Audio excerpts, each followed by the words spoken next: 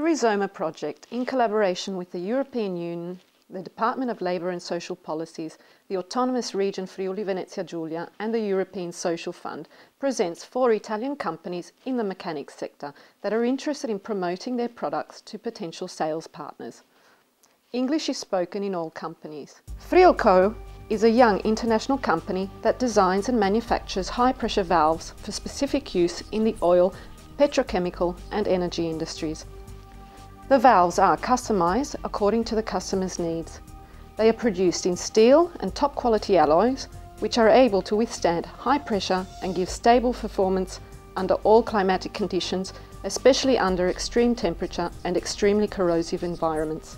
The customer is guaranteed high quality together with competitive prices and on-time delivery thanks to the collaborative approach the company has towards its clients. Friulco has a quality management system according to the requirement certifications.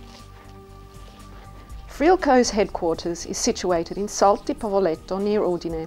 Their overseas offices are located in the US, Russian Federations and India. English, Russian and German are spoken in Friulco. For further information, please visit the website www.friulco.com.